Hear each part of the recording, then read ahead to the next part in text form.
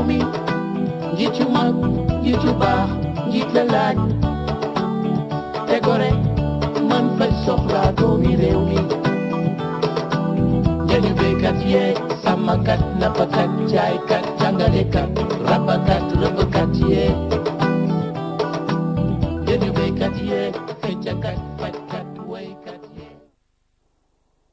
mbokk yi asalaamaaleykum mbégteex bànneex la ñuy am alarba bu jot di feggoog yéen fépp fu waay mën a nekk ci biir réew mi ak biti réew jàkkaarloog seen télé bi di Walfadjri leeru jamono baatu ñaamul baat si seen émission bi la di Selebe Yoon Selebe Yoon ñu fiy pencoo lépp loo xamante ne dafa yemoog actualité ayu bés bi askan wi bëgg ñu leen ci gindi ñuy samp ay laaj si grand place yi ñuy toog wala seen i biiri kër tey ñu dala ci plateau bi ay kàngam yoo xamante ne seen xam-xam day màcc jëm ca fànn go ngir mun ci indi ay leeral ñi nga xamante ne ñoo di askan wi ci samp laaj tey si plateau bi nag ñu dajale fi ay taskatu xibaar ngir mën a jàngat anam gi nga xamante ne dëkk bi jamono ji moom la tëree ci wàllu politique ak anam gi nga xamante ne gis nañ ko jamono ji ñu koy doxalee ak génn ki nga xamante ne moo di Khalifa Ababacar Sall joxante loxo Macky Sall ak Abdoulaye Wade lan mooy ëllëgam ci réew Sénégal ponk yooyu ñu nam ma ko waxtaana ak ki nga xamante ne moom moo di Babacar Diouf ak Thierno Diop ñu bàyyi suñu ay gan ñu nuyoo ba noppi du ma ne sax ay gan ndax ñoom si kër gi la ñu bokk ñu nuyoo ñu doog a xuus ci li nga xamante ne moom moo di waxtaan wi Babacar ñu ngi lay nuyu.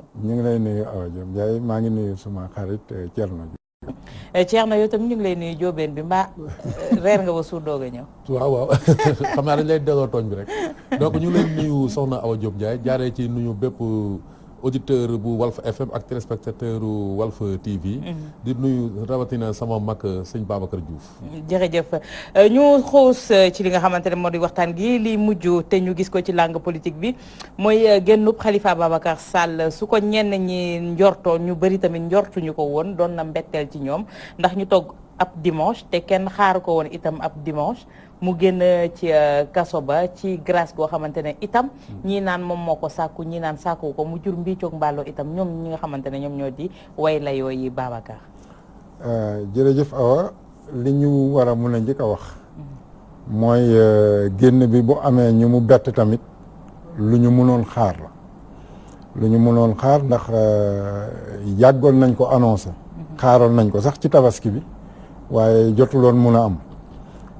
ci fànn yi moo amee tamit ay wérante mun na caa am waaye loolu yëpp dañ koy tënk rek ci benn mbir moo xam ne ñaari nit bu ñu séqee ab mbir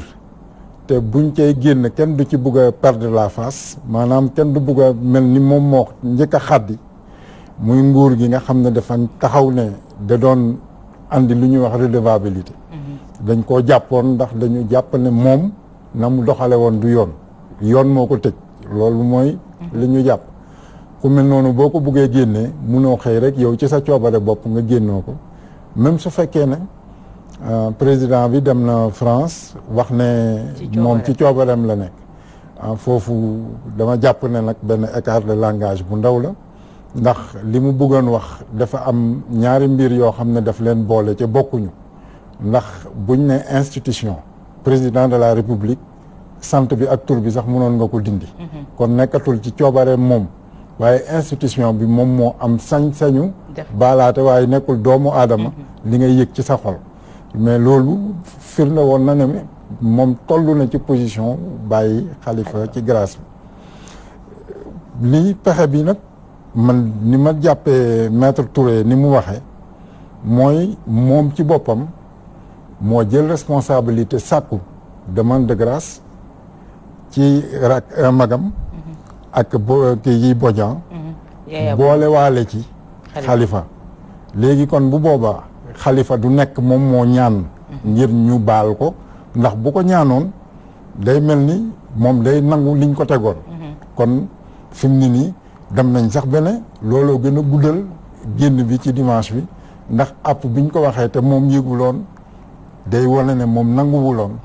loolu nag day firndeel rek ne mooy ak lu muy munti doon dafa am dimension politique bu ci nekk dimension politique boobu moom la nit ñi doon sàmm nguur gi sàmm na ko ndax dañ koo ñaanal pour mu génn Khalifa dañ ko ñaanal pour mu génn waaye Khalifa tamit yor na suturaam ndax moom ñaanul ba léegi kon loolu moo nekkoon li nga xam ne moo ci ëppoon solo ñu génnee ko dimanche tamit mu xaw a bett ñu bëri mais loolu yëpp ci ay pexe lay nekk ay pexe dimanche te bu xaw a guddee sax mais loolu yëpp day nekk ay pexe ngir éviter peut-être yenn attroupement yi waaye terewul moom ci boppam ba mu génnee nit ñi yëgle ko am nañu dem fekki ko ndiiraan bi topp nañ ko kon loolu day wane ne nit ki génn na politicien la te am na ñoo xam ne ànd nañu ak moom ba léegi kon faw ñu boole ko gannaaw la nga xam ne ñu ngi ko doon togg waajoon ko bu yàgg ma gëm ne dañ koo liggéey ci Masaalikul Jinaan bi ci inauguration bi mais li tax mu am solo symbole boobu ak moom li tax mu jaar fa dafa nekk ne ay politiciens bu ñuy juboo en général du ñu waat ci kaamil lu ñu bind signé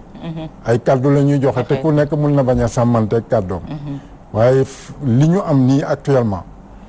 xam nga bu fekkee ne dañoo dem def ko ci lieu boo xam ne kilifa bi muy sëñ Mountakha moom moo cautionné moom moo garanti juboo la boo xam ne amul tànku ginnaaw ci kanam rek la jëm kon lii ñu topp nii étape bu njëkk la waaye gëm naa ne ci lu yàggul dara dinañ am beneen jéem dina am yeneen péripéties mais tey Thierno ci libération Khalifa bi mu nekkoon une bataille politique du ma ne une bataille judiciaire ça a été une bataille politique tey jii comme ni ko Babacar waxee nguur bi bëggul woon lâcher du lest Khalifa itam bëggul woon dindi ngoram kan moo ci gagné au final kan moo ci gagné ci diggante coow loolu dafay naqadi ñu mun koo appréhender en termes de gain wala de perte parce que xam nga comme du mu ko waxee dafa bëri ay non-dits loo xam ne waxaguñ ko te situation pour nga mën ci objectif analyser ko da ngay am toutes les données empiriques ma données de terrain yi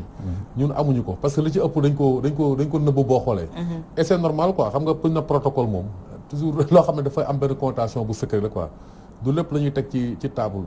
mais toujours est-il que rapport de force la comme de nature politique ci boppam mooy rapport de force bon afa am daf ñuy delloo ci benn baatu tubaab bu ñu naan jeu de la barbichette xam nga jeu de la barbichette boo ko déggee xam nga ko mooy damay téye sa sikkim nga téye sama sikkim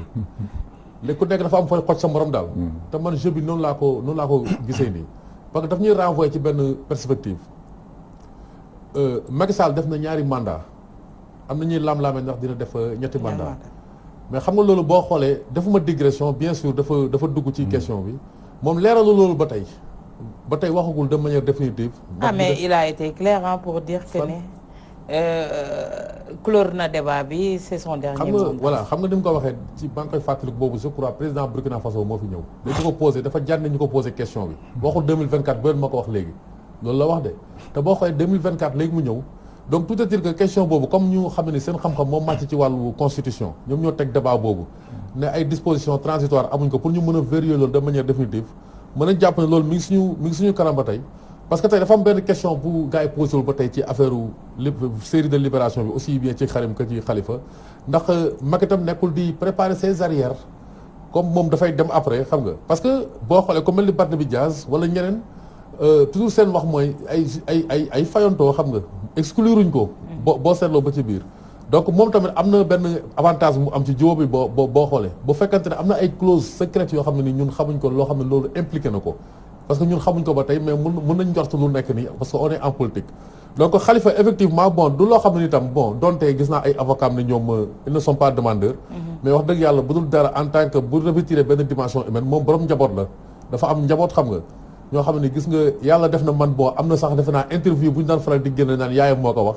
bon man maa ko bindoon boobu Dakar ak donte du man maa defoon interview mais man maa ko bindoon sama loxo la jàll donc xam naa émotion boobu noonu xam nga tey moom dafa am njaboot côté famille ak yooyu yëpp donc kaso bi neexul mu génn fa boo xoolee bon quelque part avantage am la et surtout peut-être ci vague d'exculpation bi ni ñu ko waxee moom mun na am loo xam ne nii mun na koo sauvewaat politiquement parce que lu mel ni bon xëy na yàgg dañ ko gis xam nga boo xoolee ci vague année 90 yi début année 90 yi bon moo amoon ci Ablaye Wade dañ ko daan jàpp fin année 80 ak début année 90 rek daan jàpp bàyyi ko après ñu def dialogue national après mu continuer at moom di def kii quoi politique am te boo xoolee yeneen réew Afrique am na ay opposants yoo xam ne bi ñu demee kaso daanaka bi ñu fa génnee noonu lañ jaaree bàyyi politique wala en tout cas seen ambition mënul aboutir sous ce rapport là ak question yooyu ñëpp soulevé effectivement gis naa le bien fondé de votre question Macky Sall am na intérêt ci affaire bi autant Khalifa Sall tam am na ci intérêt sous réserve yenn éléments yoo xam ne ni jotaguñ ko pour mën na gën a analyser mbir mi. mais tey Babacar ci côté boobu tey Macky bi ñuy waajal présidentielle bi il n'était pas pour que Khalifa génn yaa ngi koy wax ci tabaski bi am na kàddu yoo xamante ne joxe woon na ko jox ko ki nga xamante ne moom moo di xalif général des mourides xamal ko ne Khalifa ak ñoom Mbaye Touré dinañ génn ñibbi seen kër tabaski ba looloo waxoon mu juróon benn tollé ñëpp di ci wax ba ñoom Mbaye Touré ñoom seen bopp waajaloon seen bopp pour ñibbi seen kër ci ginnaaw volte-face amaat tey ñu bàyyi leen ñu génn ci diggante boobu lan moo mën a dox ba nga xamante ne parce que diggante tabaski ak léegi yàggul ba mu mën a am benn changement bu leen mën a gaawantul génnee non li ci diggante bi lu bëri xëj na ci mooy tabaski ala kuli alin am na ay téeméer wala ay junniy nit yoo xam ne président de la république daf leen di gracier ci kaw ñuy dem ci fête boo xam ne dafa nekk lu am solo ci jullit ñi kon buñ fa maasaale woon Khalifa boole ko ci ñooñu dina gën a banaal te daanaka comme moom nanguwul bind ay avocat am bañ nañoo bind da doon jafe pour mu génnee ko dans ces conditions là day mel ni kon xanaa dañ ko doon pousse pour mu génn donc mais damay bëgg tout le temps ñuy dellusiwaat ci symbolique u Masaalikul Jinaan parce que symbolique boobu dafa tax mu am benn décrispation bu am ci réew mi boo xam ne au plan politique nit ñi ils sont encore plus réceptifs parce que ak looy munti wax nit ki bu fekkee ne da nga ko tuumaal dugal ko ci kaso ne parce que dafa jalgati yoon ca na mu yoree woon boo ko bëggee génne te mu am ñoo xam ne sàcc nañ ay béy sàcc nañ ay ginaar def nañ lu gën a ndaw ñu nga foofa génnewuñ leen day mel ni dañoo beral loxo politiciens yi rek te kooku tamit bu fekkoon ne dañ ko génnee ci tabaski bi lii Thierno doon wax léegi ci wàllu gain politique bi ci Khalifa di am du ko am mais président bi tam gain politique ba mu ca doon am du ko am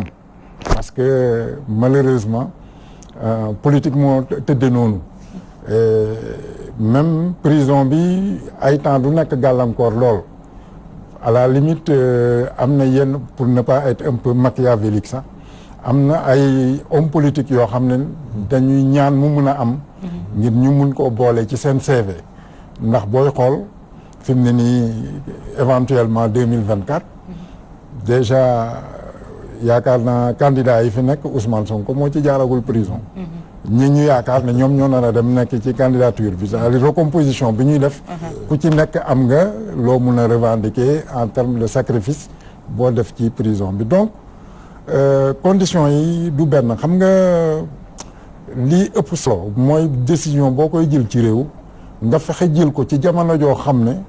dina am vague bu xam day porter nit ñi vague boobu nag inauguration Masaalikul Jinaan bi la ci diggante ay communautés religieuses catholiques yi chrétiens yi ànd ak musulmans yi tijaan yi ñëw ànd ñëpp daal di mànkoo ànd ci aslëf ñu jaar fa bàyyi ji juboo ak doom ji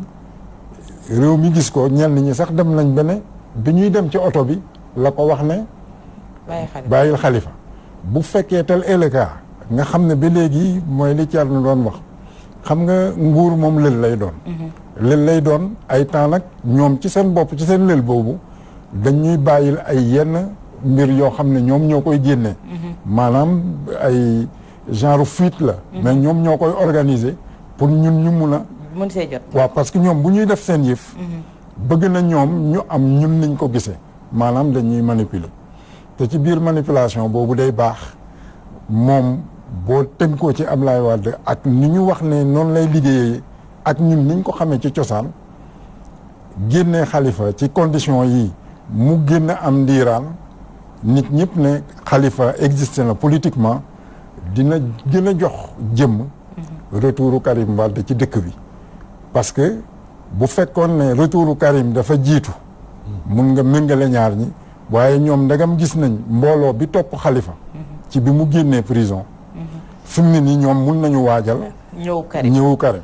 loolu il faut ñu sóor d'accord muy beneen lecture mais itam am na lecture boo xam te ne mun nañ koo jàpp ci génn Khalifa xam nga maa ngi la naan bataille politique mais itam génnub Khalifa bi gën na mettre à nu les tares de notre justice tey jii ban crédibilité le magistrat yi nga xamante ne ñoo sukkandiku woon ci li ni mel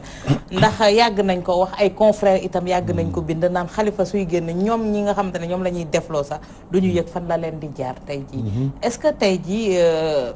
gënul sooxeel liñ doon wax chaque jour naan notre justice est manipulée d'en haut. waaw bien sûr kooku xam nga dafa nekk question bu gën a vaste et ça coule de source parce que foofu da nga may rek ma def taarix pour wane ne lii du lu bees xam nga dégg nga sax symbolique bu religion bi mu andi noonu. tey Masaalikul Jinaan la mais le 17 mai 1988 bi Abdou Diouf tëjee Ablaye Wade bëgg koo génne ci jour Korité la dafay appel woo Ablaye Wade pour ñu dialoguer def naa foofu lañ commencé waxtaan. de tout avec un grand T. voilà donc symbolique religion bi toujours moo fay kii quoi dañ koy rafetlu parce que xëy na njariñ la am na ñoo xam ne yeneen dëkk yoo xam ne xëy na amuñ mécanisme yooyu le règlement interne des conflits donc xam nga Mamadou Dia bu ma jëlee benn exemple ci li ngay wax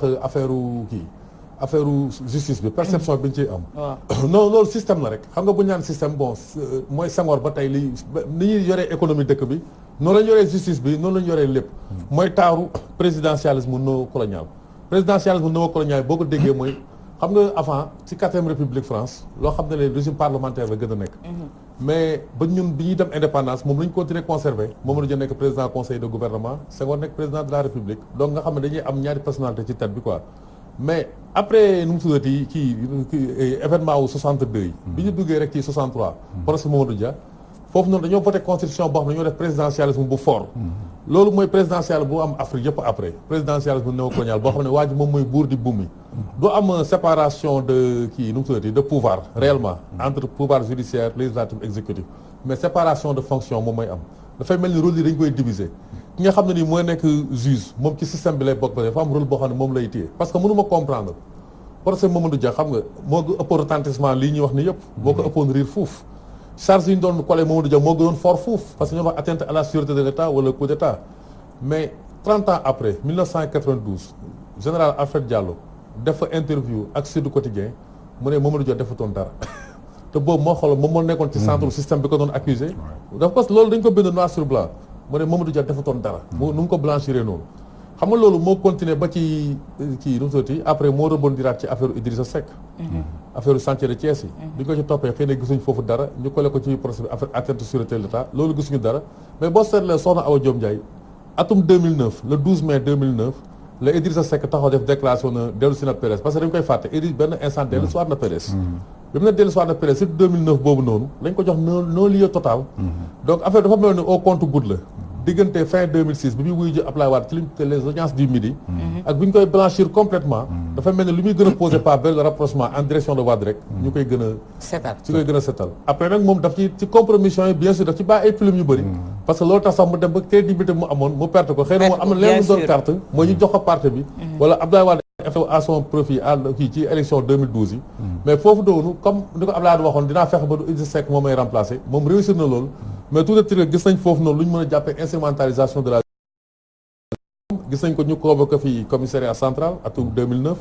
ci ay conditions 2008 2009 côté yooyu noonu mais après dañ ko relâché am na ñu ko jàppee woon bool loo xam ne ni xëy na tam pour néewal doole benn opposant la et par ironie de l'histoire tey mën nañ porter perception boobu tey ci moom ay pratique am ak ay jëfam depuis 2012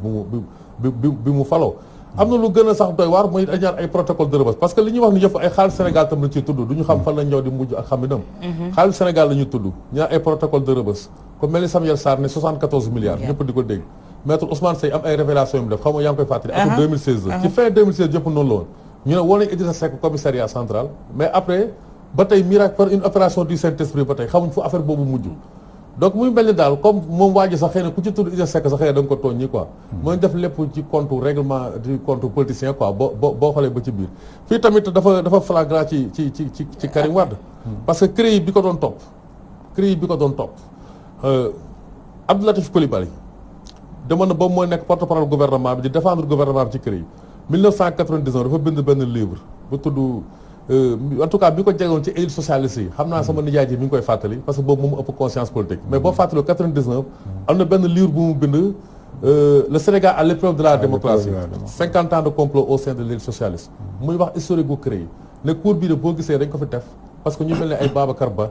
ak ñoo xam ne nii ay baron socialiste lañu àndoon ak Senghor ñu écarté leen ci succession bi ñooñu dañoo bëgg tiital Abdou Diouf moo tax ñu mel ni Jean Collin yàlla na ko yàlla yërëm ak ñeneen xelal Abdou Diouf CREI bii nii mu teg ko pour mën a tiital ñooñu noonu mais boo xoolee loolu dafa am sens parce que CREI deux personnes ay fonctionnaires la topp ku jiitu woon jamonoy BHS Bécaye Sène xaw ma ak keneen après ñu bàyyi ko lu yàgg ba Abdoulaye Wade nga xam ne avocat la agrégé la ci wàllum droit ak yooyu yëpp nekk na fi 12 ans président musu ko laal donc tey bu revenir ñun tey fi mu mujj nii xam nga duñu bett rek quoi et puis rax si doole ñu ne 25 personnalités lañ ciy tudd déggoo après lu benn Karim Wade comme personnalité politique boo xam ne bu ci topp xam nga man tam foofu nga baal ma soxna Awa Diom Ndiaye man d'accord ma ñaan Karim dafay deal ak yooyu noonu quoi parce que bu fekkee ne li ko toppoon lu injuste la moom bu ci mënee libéré mais yaa xayti mu laa na pour man amul problème autant tam même ci affaire Khalifa Sall bi ku mel ni Mamadou Diop yàlla na ko yàlla yërëm ku nekk ba jàpp nañ ne moom wàlluma finance publique borom xam-xam bu mag la ci daf ci bind en tout cas ay téere ak lépp di ko jàngale mu nekkoon maire Dakar nekk responsable social su mag moom dafa taxaw ne lii ñu toppee Khalifa Sall ni mu doon utiliser caisse bi man noonu laa ko doon utiliser ko Pape Diop tam jaaraat foofu noonu kon ñun mën nañ ko considérer comme loo xam ne nii bon peut-être entente la bu nekkoon seen biir mais ñu jàppee ko fonds politique parce que nit ki ba fekkante ne géré na lu tolloog ay 45 milliards jàppuñ ko ci loolu noonu ñu jàpp ko si mais wax dëgg yàlla nan lay waye dee ci ay affaire 1 milliard 800 xam nga daf ñuy jaaxal ba tey mais tout est-il que encore une fois comme problème système la parce que boo xoolee taarix bi ñu def nii muy socialistes yi di libéraux yi di Macky Sall ku nekk am nga benn part de foot boo xam ni mën na la incomber kon donc boo xoolee problème mu système la mais nag fii dafa am lu ci bees xam nga boo xoolee bi ñu jàppee Karim ak Khalifa même Macky Sall ba falwaatee bu fekkoon l'objectif visé à travers cette instrumentalisation supposée moo doon néewal doole ay opposants mais bàyyi na ci ay plume parce que ku nekk gis ngeen ni ñu ko faloo nga falu ba pare après dëkk bi yëpp na teg mais am na lu leen neexul ak tam boo xoolee bi Abdoulaye Wade jubóog Karim Wade ñu ne Karim dafa jël suñu ay centaines de milliards dëkk bi yëpp kontaan kon loolu kon dafa la war a jaaxal xanaa kay sénégalais bu ñu dañoo jël seen xaalis kooku ñu kii noonu bu ñu amee sax lu ñu koy defal benn faveur dañoo war a mer mooy kon donc affaire bi convaincre kenn or justice dëgg-dëgg lu ñu koy doyee du affaire sax nu tuddi juger wala yooyu mais confiance mu jur confiance ma principe de justice confiance moo ko lal maanaam perception bi li ñu di am ci seen justice loolu moo ko lal loolu mooy asseoir ainsi climat de démocratie mais malheureusement nag boo xoolee depuis 2012 loolu la ñu waroon gën a góorgóorlu mais loolu moo fi manqué véritablement moo fi gën a manqué tey jii Babacar sànq Thierno mi ngi koy wax ci bi muy wax Abdoulaye Wade ses rapports ak Senghor ses rapports ak Diouf Senghor demoon ba tuddee ko Ndiomba pour dire qu'il était rusé et politiquement Abdoulaye Wade est indétrônable tey jii ñu bëri ñi ngi laaj poignée de main bi moom ak Macky Sall lan la wundu ak lan mooy doon ëllëgam ma jël beneen lecture ne Wade est devenu le président sans pour autant l'être bu fekkee ne kàddu gi ñuy wax ne moo ne Macky Sall génneel Khalifa kon yi am na yeneen conseil yu ci nar a topp. ne yow nag bul fàtte ne tey Macky Sall lu mu doon dëgg la njëkkee na ci gauche bi. waaye dëgg-dëgg. CV moom Abdoulaye Wade ko polir. moom moo ko polir. ndax yàlla def na même man su may dégg sax ñuy wax ne. Karim Wade le ministre du terre ak yooyu yëpp dañuy fàtte ne boobu am na ku ko ilif amoon na premier ministre bi kan la woon Macky Sall kon moo ko ëppoon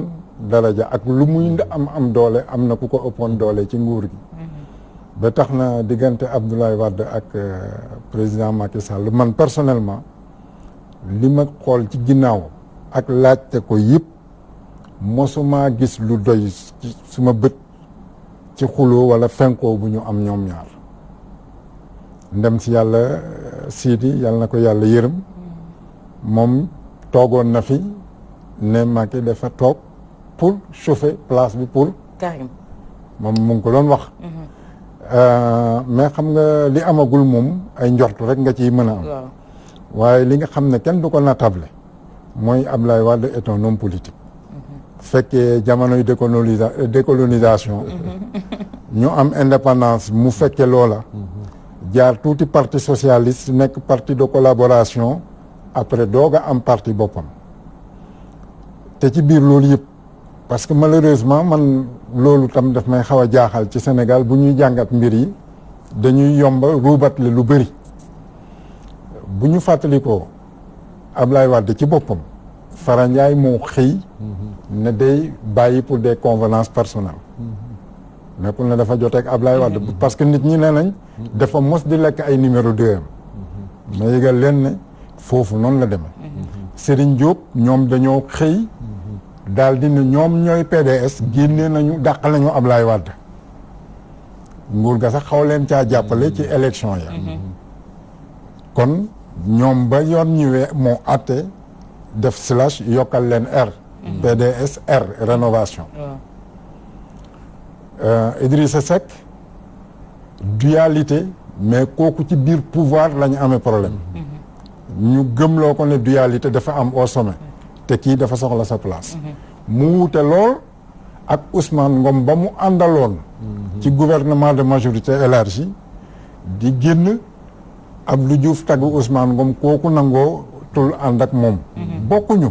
c'est-à-dire que presque bu ci nekk rek dafay nekk un cas d'école ñu waroon koo jàngat bien sûr. Fara Ndiaye ba mu bàyyee après jox nañ ko canal du Cayor est-ce que c'était dans le deal xaw ma kii Ousmane Ngom bañ kii dugaat naa ak Abdou Diouf Idrissa Seck moom mu ngi doon jéem a jooyanti pour fexe dundaat politiquement bon Macky Sall dafa xëy ñu ne jote nañ mu bàyyi yëpp daal di dem wuti ak dekkal ngoram ci ay élections locales am plus tard mu ñëw nekk président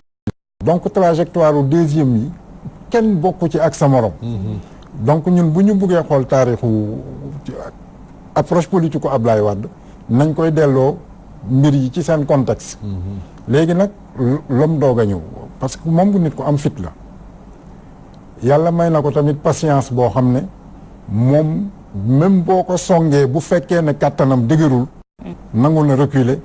toog xaar ba muy jekku mu doog a dellusiwaat mais il ne renonce jamais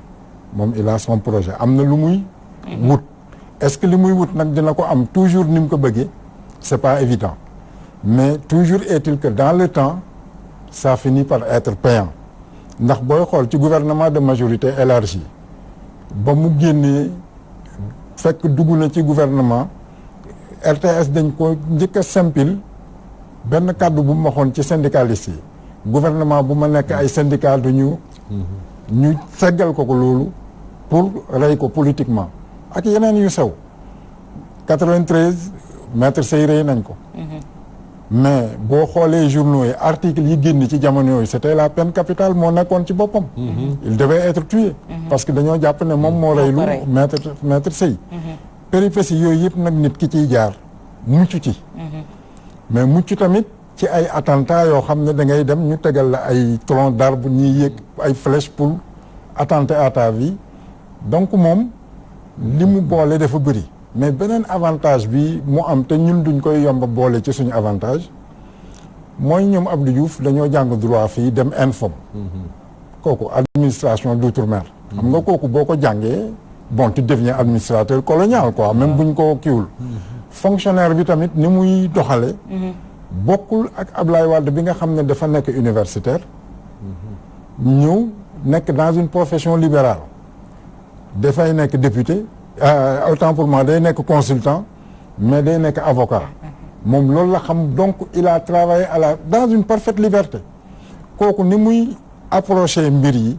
d'ailleurs ci gouvernance am sax looloo taxoon mu yokk agence yeeg yooyu parce que procédure fonctionnaire moom la mënul supporter moom du fonctionnaire donc yooyu yëpp moom bu ko boole ci xam état démb tey ak ëllëg moom li muy nas dina nas loo xam ni ñun li ma doon wax léegi lël bi nekk ci nguur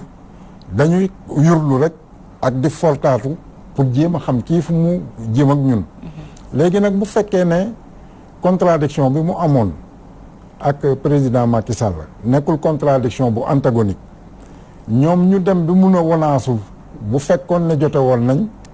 ba mun a toog joxante loxo ci kanamu kilifa yi caution religieuse boobu dafa am solo buñ ko defee ñun mun nañu njortu ne ëllëg amnistie mooy topp ci lii ndax bu ñu fàtte tamit léegi bi muy wax ci appareil judiciaire xam nga Sénégal gars yi xarañ boo xam ne même liñ bëgg a def dañ koy solal mbubu ba nit mun koo nangu ndax bataille de l'opinion dafa am solo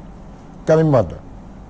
ci boo xoolee kii biñ ko arrêté bi nga xam ne moo wone liñ ko tëjee dañ caa génne corruption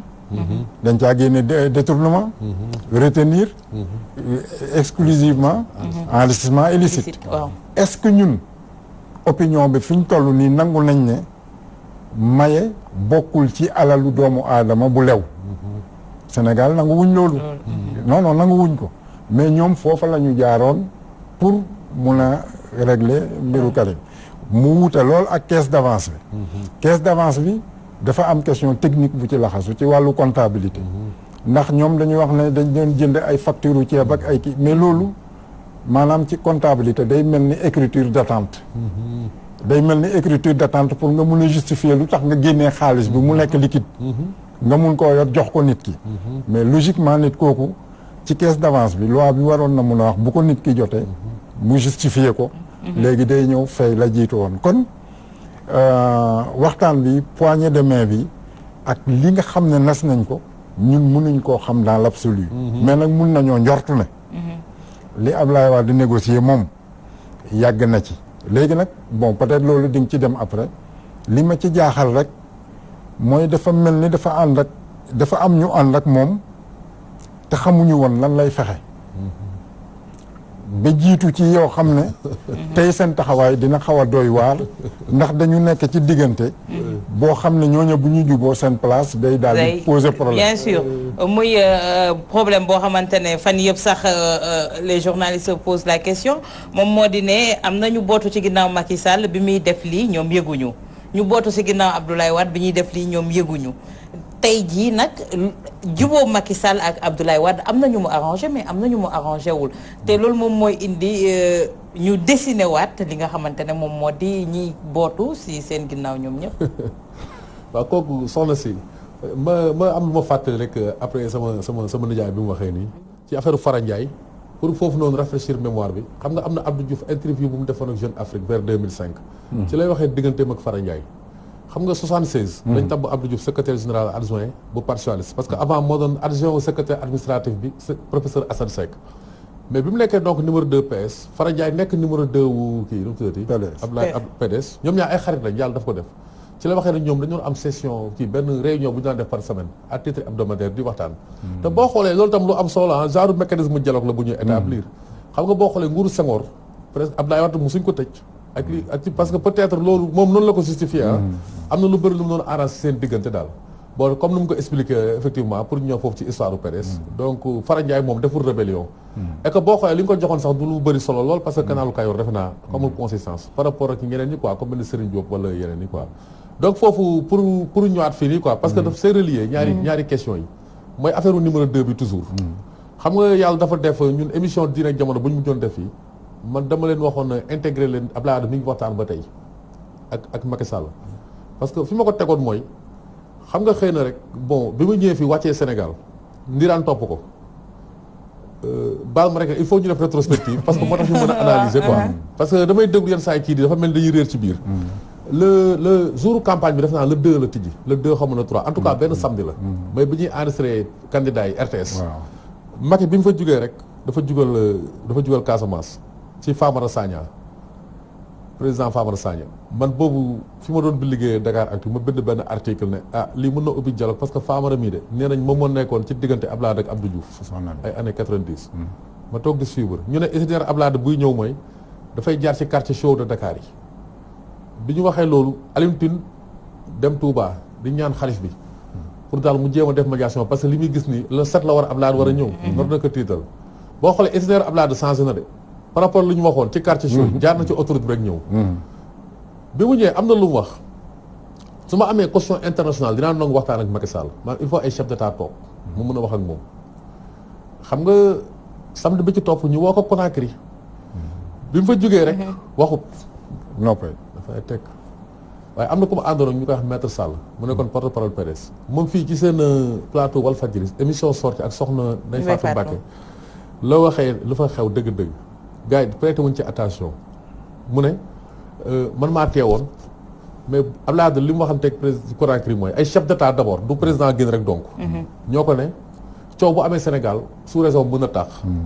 donc il faut ngeen xool nu ngeen déggoo ñu dégg ko ne ko après yow mën nañ bàyyi sa doom parce que loolu pomme de discorde bi mu ne bon xalif bi tam loolu la ma ñaan donc xam nga Alioune Tine demoon na fa mu ne loolu la ma ñaan donc man boo ko relier ma ne fii y a une comédie incomplète léegi ñoom Amar Sarr boo xoolee foofu dama leen di jox dëgg effectivement Abdoulaye xëy na àndoon na ci dialogue bi ci kaw ñu amnistie Karim Wade parce que ñoom nee nañ may nañ ko loolu noonu mais moo noonu léegi dañuy réviser procès donc loolu c'est normal tam boo xoolee ci négociation dafa am lu ñaan surenchère da ngay laaj 2 pour am 1 da ngay laaj 2 ba nga xam ne bu visé nu mu tuddati la lune pour avoir l'étoile donc loolu c'est normal léegi nag foofu noonu pour dellu soit ci sa laaj bi mën nañ jàpp nañ ñoom xëy na def nañu erreur politique dañ leen rëndee maanaam gars yi dañu leen rëndee seen maafe comme ni ñu koy waxee ci olof dañu leen rëndee seen maafe dañ leen ils ont été bouffés nga baal ma ci terme bi à une certaine sauce boo xoolee bien sûr ndax soo gisee diggante démb ak tey firndewu na carrément que ne fi ñu bëgg jëm am na ñoo xamante ne il faut ñu écarter leen pour àgg fa xam nga naa sànq jeu de barbichette c'est-à-dire ku nekk diggante ñoom Macky ak waa PDS yi Abdoulaye Wade ku nekk da nga doon teg pression sa morom donc xam nga bu ñu animé benn fois tension kii rek mu tuuti biir PDS rek dafay doon benn pression bu nekkaat ci Abdoulaye Wade loo xam ne dafay wàññi seen doole ci rapport de force boobu noonu pour gën a mën a accélérer affaire yi parce que peut-être ñu bëri jàppoon nañ ne il y a une semaine wala lu ko matul que ne Abdoulaye Wade allait perdre son parti en tout cas mooy bu thèse bi commencé woon defar non PDS moom jeex na crise bi nii du ci mucc boobu nag comme ni ko Moussa Diouf waxee da nga deful historique gu fi PDS jaar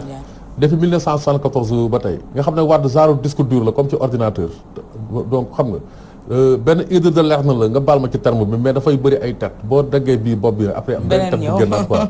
donc yàlla moo ko bindee noonu quoi xam nga leadership charismatique la am loolu boo jàngee ci ay principe management wala yooyu da ngay gis façon leadership boobu dafa am day doon bayra boo xam ne dafay jaaxal ñëpp quoi donc loolu yàlla moo ko may léegi nag effectivement fii nii comme li nga wax noonu man damay jàpp ne président Macky Sall bi mu jógee ci présidentielle rek le en tout cas surveiller moom scénario bi yëpp dara bettu ko ci parce que après mais il a dit njuuj njaaj nekkatuma ci ça voulait tout dire non moment bi muy lancé dialogue bi dafa woo Abdou Diouf woo Abdoulaye Wade et encore que président Abdou Diouf ba tey kenn xamul affaire bii moom lan la ci def moom mi ngi ne nemm rek kenn déggu ko waaw te man jàpp naa ne waru ci mën a neutre daal xam nga par rapport ak oral bi mu am quoi ak yooyu surtout que doon nañ ko tudd ci médiation ci affaire Khalifa Sall départ bi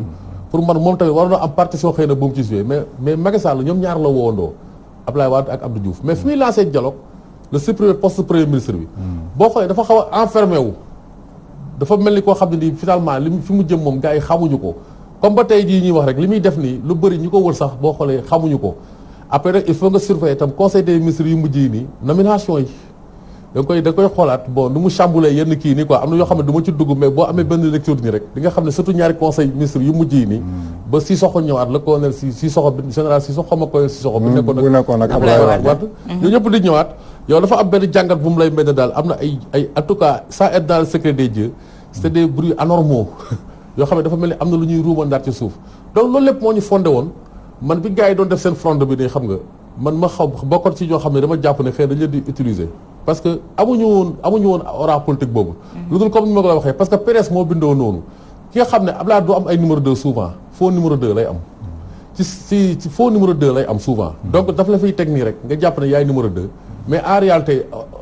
hiérarchie bi demeewul noonu nekk ci organigramme vertical boobu noonu xam nga à part moom c'est la constante ñu si des ñëpp ay variable mais entre variable dafa am benn genre structuration horizontale nga xam ne ñoom ñëpp ñoo yam te loolu li ko gën a mandargaal mooy organigramme bu bees bi ñu teg nii ba nga xam ne doo xam kuy numéro 2 mais finalement dëgg-dëgg presque numéro 1 prime la am dafa am numéro 1 muy Abdoulaye ak numéro 1 prime muy Karim Wade et que man loolu laa jàpp thèse boobu mooy dox depuis bu yàgg acte ak démarche Abdoulaye Wade yëpp bon lu mu jublu mooy ci après loo xam ne intérêt politique gu Karim Wade mu succédé ko ci boppu parti bi la et que loolu tam bon c'est de bonne guerre encore une fois moom bi muy ñëw ci pouvoir day Idrissa Seck bon après am na doole mais boo xoolee à la date du 19 mars 2000 du woon ko am doole ci politique ba Thiès boobu mu dëkk sax mënu fa revendiquer dara boo xoolee xëy na bu ñu ko defee premier ministre après jox ay ndomba tànk la am loolu ba ci président Macky Sall mi xam nga diggante 2001 ak 2004 rek mu constitué fi benn base bi nii xam nga ba mujj sax falu maire Fatick nii quoi loolu noonu xëy na ci biir Ablaye Wade la demee donc ñii tamit ñi ñu jàppee di ñoom dañoo xaw a réer ci jeu bi noonu quoi mooy clan Omar Sarr ak yooyu noonu donc loolu tam parfois mooy politique ah dafa xaw a complexe en tout cas ku am xel war nga xam ne président Ablaye Wade ak PDS du lu ñu war a mën a tuutil ci politique di ko doy leen dafa ne comme Jean Collin jëmoon na ko ñu tuddee ko opération de démantèlement du PDS réussirut ak doole ji Jean Collin amoon yëpp nga xam ne moom tam genre numéro 1 prime doon ci au sein de l'exécutif socialiste kon defoon naa ne bon kuñ ne yow PDS mii nii war nañ ko mën a tas ak yooyu noonu nga tey en tout cas man de benn wax bu Pape Diop mosoon wax Modou Diagne Fada laay jàpp lu yàggul mu ne ko comme man jéem naa fronde mujjul aboutir fenn comme yow Modou Diagne Fada mënoo tes PDS donc loolu daal bon peut-être nag xëy na encore une fois li ñuy wax nii yëpp dafa waroo ak li ñuy analyser bien sûr situation bi ni la décliné woo mais dafa waroo ak principe bu démocratie parce que principe bu démocratie xam nga mooy lan lii ñuy wax nii ci ni Macky Sall di doxalee ak affaire justice bi boo fa xoolee ñi ngi fàttali ko 62 ñi ngi fàttali ko 88 ñi ngi fàttali ko sax yi ba dañoo dellu ginnaaw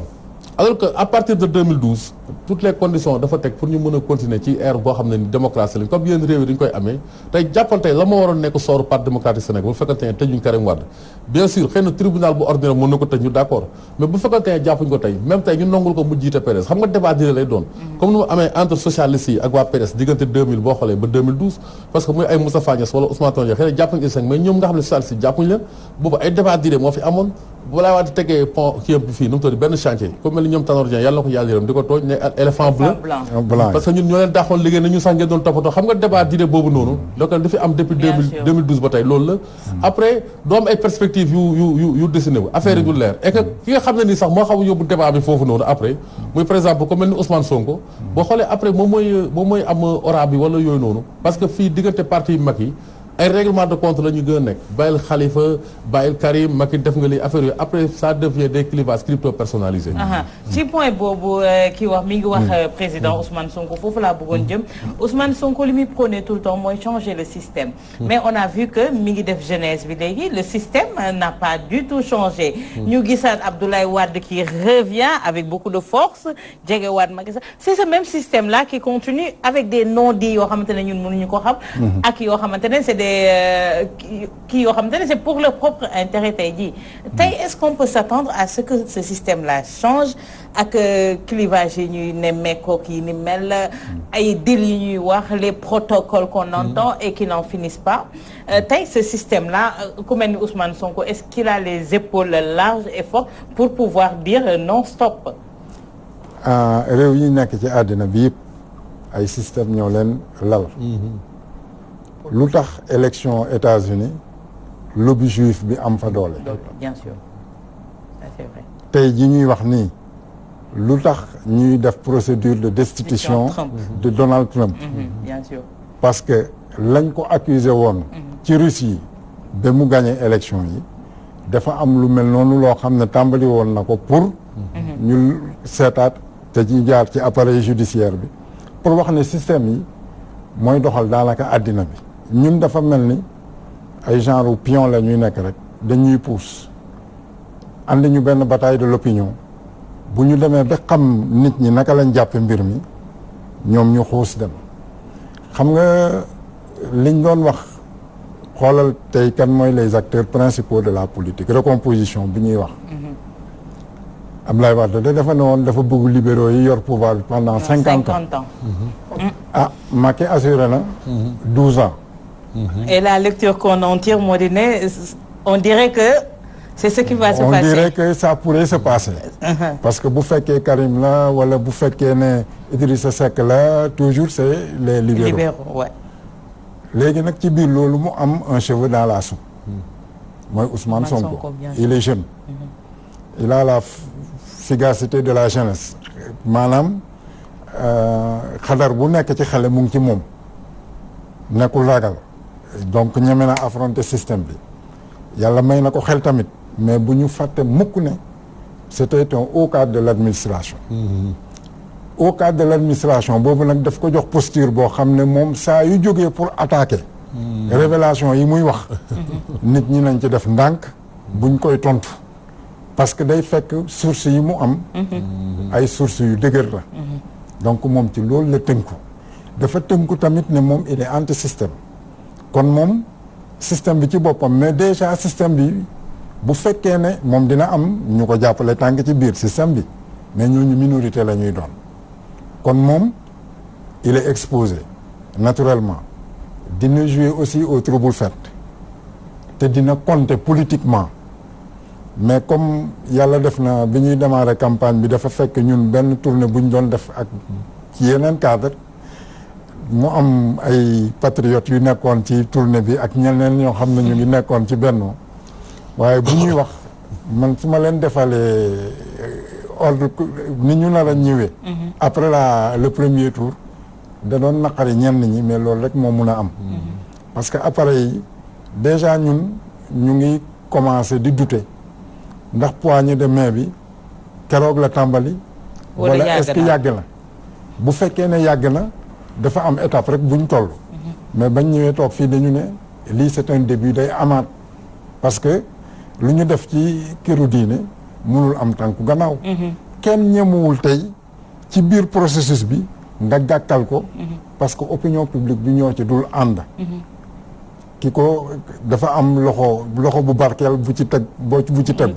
kon loolu effectivement lay tax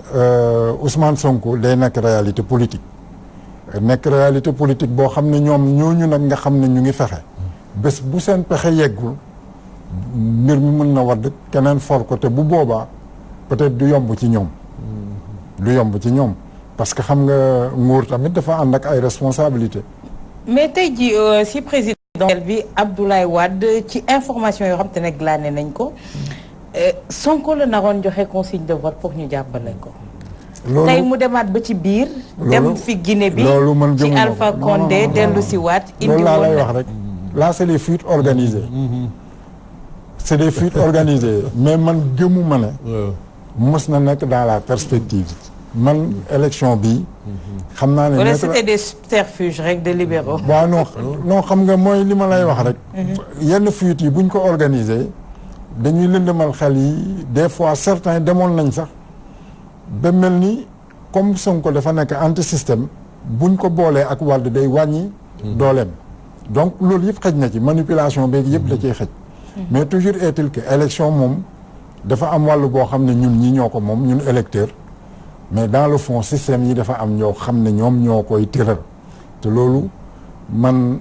front bi ñuy wax ci PDS balaa ma doon gën a kontaan ñi nga xam ne dañoo front te démb ñu ne dañu soutenir oon candidature Karim Wade bu ñu toogee tey ne c'est un poltron est-ce que ñoom bañ koy soutenir jàppoon nañ ne gëmoon nañ ne moom mun na ñëw fekkee élection yi parce que kii ne moom mooy plan B muy Madické maître Madické moom moo nekkoon avocat am je pense que tey bu amee kenn koo xam ne xam na lu fa nekkoon ak lu ñu waxtaane ak conditions yi Karim génne moom xam na ko parce que moom moo fekkee moom moo nekk caution morale tamit moo gunge ba ci aéroport kon kooku mun na xam ndax plan B war na am wala du am du xaar ba ci jombantal bi ba mbir mi yëpp sotti mu ne non du mun a ñëw kon peut-être xamoon na ko ma bëgg nag ay temps foog naa pharmacien wa dama xamul ndax ci télé bii la wala feneen la ko wax waaye man kay damaa toog ba mu demee mu ne ñun ñoo dem tey waaye am na ay ponkal ñoo xam ne des nañu foofu te dinañ génn est-ce que ñooñu ñii la woon wala da doon wax noonu rek dafay baax tamit parce que ñoom tey buñ ñu waxoon ne Karim bi mu demee ci condition yii la demee concession bii la def lii ak lii la nangu man loolu laa gën a mun a dégg que nga toog rek ne ma c'est un poltron bu dafa waroon ñëwul d'ailleurs man adversité bi ñu andi dëgg-dëgg gisaguma ci loo xam ne mun na tax man ma gis ne ñoom war nañoo mun a nekk dans cette adversité par contre la mue c'est-à-dire PDS moom li wér te wóor mooy Abdoulaye Wade joxe na flambeau bi aujourd'hui il est resté le maître mais plus conseiller et que dénk na ko ay xale te loolu boo xoolee dans la trajectoire politique de Wade autant dans le parti socialiste il y avait des barons mais au PDS ay xale ñoom mos di pépinière am yor di leen di promouvoir à tout instant ba boo ñu waral tey l'essentiel des hommes politiques yi ñu am boo ko foofu la ñuy jógee donc man je pars du principe que lii Ablaye Wade négocier ak li mu dox pare na moom pour sampaat PDS ñëw lukk bi PDS boobu moom taxaw na front bi bon ça c'est un épiphénomène à mon humble avis mun na am ma juum parce que même booy xool kii d'ailleurs wane na ko sax ci banlieue bi Guédiawaye barki démb Omar Sarr moom moo am base kooku il a une base boo xam ne depuis 96 wane na ne am na base à Dagana waalo yi tamit ñoo regroupé wu foofu donc lui il a une véritable base mais ba léegi dama dul comprendre parce que dinaa dégg maître Sall muy wax mais maître Sall fi muy waxe fi Babacar Gaye di waxe ak fi Oumar Sarr di waxe moi j'ai le sentiment mun na am ma juum de mais suma analyse ci seen discours dafa mel ni bokkul waaw te j'ai du mal à comprendre waaw courant bi voilà man mënuma ko comprendre mais tey Thierno man la grande question moom moo di ne ñu ngi ci épilogué ñu ngi ciy wax boobu ba léegi mais tey jii est-ce que le peuple peut en tirer profit ci réconciliation bi lan lañ ci mën a gagner est-ce que du seen ay propre intérêt ñoom lañ ci tirer que le peuple en gros lan lañ ci mën a gagner ci réconciliation bi la sortie de Khalifa entre autres la recomposition politique également donc xaa nga balm rek ma am précision bu ne dama ko ciy yokk sax li mu wax léegi diggante Babacar Gaye Omar Sarr ak Maître Sall ànduñu seen discours ma jël benn exemple ci condition ñu libéré Karim Wade li Omar Sarr wax ak li Maître Sall wax bokkut parce que Omar Sarr moom teesu deal la défendre li mu wax genre deal la comme Karim dafa négocier xam nga def ay affaire yu kii deal pour dem noonu la xam nga noonu lañ ci mën a comprendre mais Maître Sall moom li mu waxee mooy loolu amul te ci émission sortie boobu may wax ba tey la ko waxee dafa leer nee na Karim n'a jamais été demandeur dégg nga xalif bi kii ku tedd kii sëñ Sidi Mokhtar moom moo ko ñaan yoon ni doomam kii taawam mu ñëw donc xam nga encore une fois moo tax ma wax même deal bi ñuy wax nañ ko relativiser et que moo tax ma dellu ci question bi nga posé nii quoi non xam nga fii du tati sukk du tee yóbbu say oom comme ni ñu koy waxee ci olof ci cas bi ma gis nii xam nga président de la république tam dafa dul loo xam ne neen la quoi xam nga bu xëy na bu defee erreur ñëpp lay engagé erreur am xam nga comme li fi xaw diggante 2012 ba léegi nii même bu doon erreur Macky Sall la suñu rôle moo doon xëy na ñu dimbale ko mu génn ci erreur boobu man damay assumer loolu quoi parce que xoolal yeneen dëkk yi erreur chef d'état lu mu jur ci Afrique diggante 1960 ak léegi xam nga ñaari baati mënuñ ko tudd sax fii ay génocide ak affaire yooyu parce que fii enjeu bi loolu la du affaire yu ñàkk fayda mais li ñu doon jëm baaxul parce que pétrole dafa feeñ fii gaz feeñ fii nga am benn rébellion ci Casamance Guinée Bissau soriwul ay xalundeef ñu ngi fa gëmm nañu mais fayuñ Guinée Conakry ba tey xam nga am na dualité bu fa am nii loo xam ne dafa jëm ci indécisé wu kenn xamul ba tey fan lay mujj si donc dañoo nekk ci sous-région bu instable et que Dakar de tout le temps depuis Senghor diplomatie am daf ko mës a lal ci diplomatie boo xam ne bii dafay yor bâton de pèlerin di jubóole xam nga suñu ne la guerre Biafra déjà ci Nigéria Senghor am na rôle bu mu ci joué pour jàmm ñëwaat foofu noonu xam nga au plan diplomatique ci enceinte internationale yi diggante Maroc ak Mauritanie accord bi ñu am 1970 Senghor moom moo ko dox Abdoulaye Wade xam nga Abdou Diouf lu yàggul ak Abdoulaye Wade tam boo xoolee bëri na ay médiation yu mu def xam nga ñu dañoo mos a am une tradition diplomatique boo xoolee de médiation kon nag tey bu fekkente ne ñun la ñuy àtte xam nga loolu dafay doon benn genre régression loolu tax sous ce rapport fii nii il faut xam nga dafa am ay benn parti boo jëlee parti démocratique sénégalais par exemple am na benn calcul bu ñu bëri defut 300 000 voix la am législative 2012 mooy 3 mois après bi mu perdee pouvoir mais 2017 ci législative yi parce que bon mën a jàpp ne parti yi ko toppoon yooyu ay poids plume lañ PDS moo doon xol bi quoi 600 000 voix xam nga loolu du loo xam ne lu kii la lu néew la ci dëkk mais ñooñu ñu exclure leen ci système bi Khalifa Sall ak nu doy ni capital ñu ne 19 communes la defe naa ñi nga ànd ak gagné lu ma 17 xaw ma 18 communes yi ak yenn ramification yi mu am ci nombre tànk yi am bi parti socialiste ci Sénégal xam nga kooku bu ñu ko écarté ci jeu bi du loo xam ne itam lu ndaw la vous voyez kenn et puis am na benn facteur bu ñu fàtte Macky Sall dafa falu benn environnement conjoncture économique bu ko favorable maanaam njëgu pétrole bi wàññeeku ak yooyu yëpp mu fekk fi ay chantier sax boo xoolee yoo xam ne lal nañ ko ci moom dafa falu boo xoolee ci benn embellie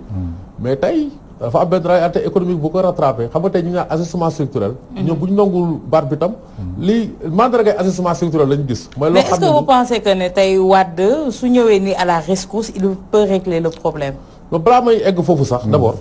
ci kaw rek li ma wax ne dafa am benn genre agitation boo xam ne bi il faut ñu def ndànk comme yow question bi nga posé mooy lan moo ci intérêt askan bi voilà parce que tey ci contexte boobu noonu nga xam ne kii yenn levier wu démocratie bi en tout cas sooxe na xam nga amul ay dëgër laay ba pare ci plan économique xam nga nit ñi di xiif ak di mar mais tension boobu noonu du neex a mesurer loolu nag après xam nga mën na andi aventure loo xam ne kenn xamul fu muy mujj la parce que yeneen dëkk yi mu am xam nga dafa jur aventure effectivement donc nag foofu bu fa dëkk tolloo force classe politique bi classe politique bi ñëw ñu jéem a am entente pour préserver l'essentiel maanaam mooy dëggoo ma noonu quoi jéem a teg benn consensus boo xam ne bii bu fort la quoi recentrer waat après en tout cas ci principe bu démocratie nii quoi donc intérêt bi peuple bi di ci am mooy intérêt boobu rek ba tey parce que tey xam nga sax man nga baal ma foofu tamit quoi perception bi ñuy amee ci ñenn ñi ñëw di théoriser naan ay anti-système mais de quel système sont-ils l'anti-système d'abord kii comme ni nga ko waxee ay fonctionnaires lañ xëy na ñeen dañoo nekkoon au niveau hiérarchique ñoom ñu nekk au niveau opérationnel mais ba tey moo leen gën ci système bi de parce que ñoom ñoo doon les exécutants et que am na loo xam ne tam ñun journalistes yi bu ñu am complexe am xam nga damay gis yenn saa yi Afrique 94 milliards du ñu koy waxee dafa am benn parti bu ñuy chargé comme Mamour Diallo am ku ñu dédouané comme Ousmane Sonko alors que warut a mën a demee noonu da nga war a teg lépp sur la table nga xool nga ñu toogee njaaxaanaay xool li fan lay mujj débat bii di parce que am na tam loo xam ne ku mel ni man dafa ërëm sama xel xam nga bu fekkente ne yow fonctionnaire nga bàyyi par exemple jiite parti politique ngay tenir un discours boo xam ne un discours sankariste la booy wax mel ni Thomas Sankara wala Lumumba et que ñu gis ne yow da nga yor ay sociétés yu bëri xam nga du question ne amoo droit liggéey mais am na ba tey loo xam ne daf ci tee sama xel il faut loolu ñu bàyyi ba mu jeex ñu xam fan la pour sax ñi ñëw di identifier wu muy ay banquier xam nga dem ay banquier lañu woon ñu doon tuddee ci affaire Hissène Habré ak yeneen ñu xam ñii nii fan lañ jëm ba pare doog a mën a atte quoi encore une fois parce que du question lépp luy atte système rek lu baax la par rapport ak système bi quoi donc foofu noonu donc pour ma daaneel daal xam nga man dialogue bi d'accord ma ak ñoo xam ne nii véritablement dañ koy yóbbu ci prisme déformant naan deal ak protocole ak yooyu noonu xam nga man lu ma jàpp mooy xëy na ñu dénkoon lenge yi ñoom en tout cas am na loo xam ne nii bon fan lañu waroon jaaruñu fa ba affaire yi sooxee mu bëri coow nii parce que waaye da ngaa sàcc sama xaalis kaa ñu dem ci yoon waru andee coow ci réew bu andee coow xëy na peut-être yoon bi ñu ko jaaree la kon nag kaa ñu tegaat yoon boobu tegaat état de droit tegaat ay mécanismes yoo xam ne nii comme ni waa doon doxee démb ñu doxaat ci tey pour man loolu wax dëgg yàlla amul problème parce que comme ni ma la ko waxee encore une fois dañoo nekk ci contexte boo xam ne ni péril yi ñuy gétee diggante ay terrorisme bi ak yeneen menaces dafa bëri et que ñun tey conformément à notre tradition de diplomatie de médiation tey war na am lu ñu war par rapport au reste de la sous-région mais tey jii ndax Wade dafa ñëw à la rescousse de Macky parce que xam nañu Wade sa capacité à aller négocier pour avoir des fonds de l'argent est-ce que tey la venue de Wade également peut être d'un apport économique pour Macky Sall et également sa venue ne sera pas favorable à certains qui sont auprès de Macky Sall tels que Moustapha Niasse. Voilà mais d'abord ci intérêt bi waxtaan bi parce que plusieurs dialogues la dialogue politique bi nga xam ne gars yaa ngi koy def concertation autour de l'élection mais aussi dialogue bi nga xam ne président def na ko ak président Wade ñaari président yi ay dialogue la léegi boo waxatee dialogue mun nañu jéem a xool bi ban ci ñaari mais avantage bu njëkk bi mooy bu leen fàtte ne diggante bi toxal nañ fi élection locale te am na ay élections législatives yoo xam ne ñu ngi ñëw te cohabitation mënoon na am bu fekkoon ne bi ñu génnee ci élections yi ak contentieux électoral bi ñu yoroon dañ ci demoon ci ñaari élections yooyu mënoon na métti lool ci Sénégal donc intérêt bu njëkk bi mooy tey bu ñu continuer ci conditions yi même ëllëg boo amee cohabitation réew mi dina mun a continuer fonctionner le plus normalement au monde beneen mbir mi ndax Wade mun na dimbale réew mi xam nga même fii toog naa fi wax ko erreur bi politiciens yu bëri di def dañuy jël ay facteurs exogènes yoo xam ne du yow maanaam njëgu pétrole wàcc na wàcc boo xam ne njëg yi dañuy wàcc ndax li nga fekk bitim réew mu am njëg nga jënd ko teg ko ci ay saxaar li nga teg ko ci ay bateau li nga teg ci ay avion andi boo ko jaayee dëgg-dëgg njëg ba ngay jaayee mooy ba nga jënde ak teg ci la nga cay am kon bu njëg yi wàccee mun nga bañ a bàkku ne yow la ndax ëllëg bu ñu yéegee buñ la jiiñee ne yow la nga ne déet bu man fële la day am répercussion foofu lañ àddina bi toll àddina bi njëgu pétrole bi moom moo yéeg yeggagul nag fam yeggoon ci ay jamono mais mu ngi yéeg waaye fa nga xam ne foofu la lu ëpp ci pétrole yu àddina bi di jaar ak fañ koy produire dafa jaxasoo ba tax na foofu njëg bi mënuñoo jàpp lu dul day xel di gën a yéeg parce que problème yi day gën a bëri léegi ñun ñu ne suñu bor toll na léegi ci juróom-ñaari junni milliards ak téeméer rek lu teg la dette intérieure. kon bu fekkee ne Wade dafa jóg tey pour wuti xaalis ndax day wuti pour lépp mais bu demee wuti pour lépp day yokk ci bor boobu donc foofu du mun a nekk loo xam ne du nekk ndimbal léegi nag mun na am xanaa yeneen pexe yooyu def ngir pétrole bi ñu tàmbalee gis mu am dal ak lu nit ñi mun a négocier foofu def ay pexe mais man dama gëm ne apaisement bi au plan politique loolu mooy intérêt bi nga xam ne moom la ñu njëkk a am c'est vrai aussi que bu fekkee ne suñu trésor am na soxla bu tar boo xam ne war nañ cee taxaw bu président Macky Sall dafay pexe yam doon def démb ak barki démb Abdoulaye Wade feelu ko jàppale ko ca gëm naa ne day gën a baax rek day gën a yomb pour réew mi parce que loolu moo tax ñuy wax ne jàmm foofu la ñu war a seet naka la ñuy gouverner gis nga li ñuy wax man damaa jàpp ne du ay erreur président du dara c'est des séquences temporelles xam nga politicien moom saa su ne day am ay ngànnaayam ak ay pexeem pexe yooyu nag bu ko defee ba jéggi lam doon wut day dem ci beneen bu ñu yàlla mayee nag ñu mun bu ñu tewgee ci séquence temporelle bi mu am ay jamono mu tar lool yeneen jamono ñu mun a bàyyi ba mu xaw a lewet mun nañu gëm ne loolu mooy jàmm Sénégal te bu fekkee ne 2021 2022 ñu tàmbali exploiter suñu pétrole peut-être lu ñu muñ tuuti gën a déggoo te éviter crise am parce que fondamentalement foofu la ne parce que crise bi au-delà de la crise politique bul fàtte mukk ne front social bi situation ci jamono yu mel nii dafay tàng bu tàngee nag front politique bi tàng bu boobaa du sotti day métti mu mel ni waxtu bi ñu cërale woon jeex na 30 secondes rek non foofu laay yokk rek xam nga bi ma tontu sànq jotuma brosser question boobu noonu mun nañ ko intégrer parce que xam nga Karim Wade am na ñu bëri ñu jàpp ne moom mooy conseil occulte bu émir bu Qatar mais boo fàttalikoo daaw décembre 2017 émiru Qatar bi def na un périple sous-régional dem na Guinée Conakry Burkina Faso Mali Côte d'Ivoire jaar na Sénégal mais dafa mel ni Sénégal taxu koon jóg lu dul dossier Karim Wade moom moo taxoon mu jaar fi di dafa mel ni parce que boo xoolee yeneen dëkk yi dem yëpp amoon na ay accords yoo xam ne dañ ko xaatim wane ko au vu et su de tout le monde sauf Sénégal boo xoolee en tout cas signé na ñaari accord ci wàllu xaw ma jeunesse ak affaire doon mais ba tey amul njeexital donc comme dañ koy intégrer ci affaire Karim Wade rek donc c'est pour dire que loolu mun nañ ko intégrer que ne Abdoulaye Wade wala Karim ñoo jàppale Macky devant la rigueur du temps peut-être parce que temps passé am na benn journal bu def dossier ci diggante Qatar ak Sénégal lu yàggu rek ba am na man ñu ma lire quoi ay analyses yu ci am perception wu ne xëy na est-ce que ñooñu sax ci leen jàppee inspiré wu ne est-ce que rapprochement du am diggante Abdoulaye Wade ak Karim Wade d'autant plus xam nañ proximité bu Karim Wade ak émir bu Qatar nga xam ne dañoo jàpp ne moom mooy le pion d'interconnexion des réseaux Qatar yi en Afrique de l'Ouest merci beaucoup Thierno Diop ñu koy jaajëfal bu baax ci wuyu si bi Babacar itam ñu koy jaajëfal di leen wax nag ñoom fii la ñu bokk ci kër gi la ñu bokk di leen di jaajëfal bu baax waaye di jaajëfal Oustaz Assane Diouf mi nga xamante ne moom moo fare woon ci coordination bi du côté de la régie de la réalisation technique Charles René Fall Amdi Sidibé Cheikh Tidiane Ndiaye ma leen di jaajëfal waaye di jaajëfal bu baax Ousane Sall ak équipe am ci décor bi di leen jaajëfal yéen ñi safoo leeru jamono Walfadjri dig daje alarba bi di ñëw bu soobee suñu borom di leen ñaanal fanaanu jàmm ak salaam te di ko sàkku ci yéen.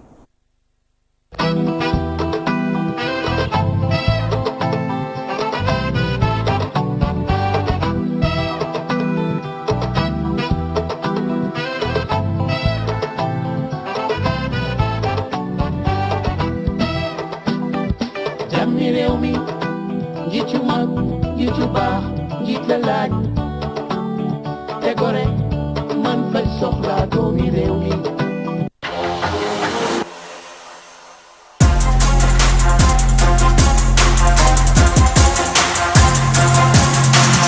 Walfadjri